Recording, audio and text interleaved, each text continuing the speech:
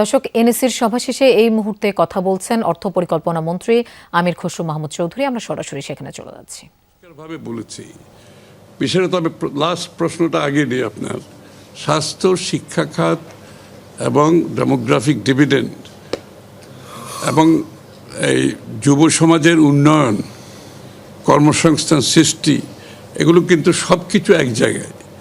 এবং এই জায়গায় যে বাজেট না দিলে তাহলে আপনি যে আমরা ইউনিভার্সাল হেলথ কেয়ার যে কথাটা বলছি, প্রাথমিক স্বাস্থ্যসেবার কথা বলছি, তার সাথে আরও অন্যান্য স্বাস্থ্যসেবার কথাগুলো বলছি, এগুলো বাস্তবায়ন করতে গেলে তো আপনাকে বাজেট দিতে হবে, তাই না?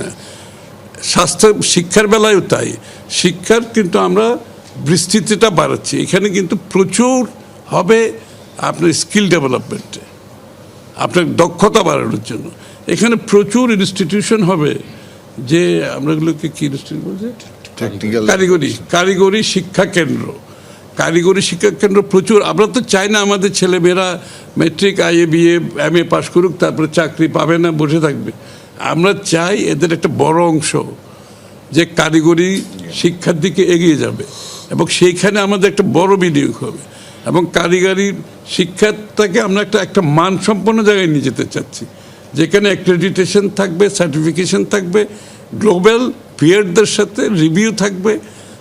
আপনার এই সব মিলিয়ে যে শিক্ষা ব্যবস্থা আমরা করতে যাচ্ছি, ইনশাআল্লাহ এরা দেশের ভিতরে ডিমান্ড মিট করবে, দেশের বাইরে যে তারা ডিমান্ড মিট করবে। এখানে তো বিনিয়োগ করতে হবে, এবং বিনিয়োগের আমরা কোন খাতে কত বিনিয়োগ করবো, এটা রিটার্ন কি, এখান থেকে কত কর্মসংস্থান হবে, এগুলো তো আমরা হিসাব করেছি। হিসাব করে বিনিয়োগ করতে হবে। কারণ বাস্তবায়ন হবে কি না, তো এটা তো অপেক্ষা করতে হবে। বাস্তবায়ন হবে কি না, তো বাস্তবায়ন তো করতে হবে। বাস্তবায়ন না হলে আমরা আমাদের গ্রোথ অ্যাচিভ করব কি করে, আমরা কর্মসংস্থান অ্যাচিভ করব কি করে, আমার রপ্তানি বাড়বে কি করে, আমাদের শিল্পের প্রোডাকশন বাড়বে কী করে। অবশ্যই এগুলো তো সব কিছু একটার সাথে অন্যটা জড়িত। এটা আমরা করতে হবে। সোফার লিডারশিপের কমিটমেন্ট ইজ বড় কথা। এখানে একটা elected representative, on top of that the লিডারের leadership quality and commitment and dynamism, এগুলো সব ম্যাটার করে। এগুলো বাংলাদেশে অন্যান্য দেশে হয়েছে, আমরা দেখেছি তো।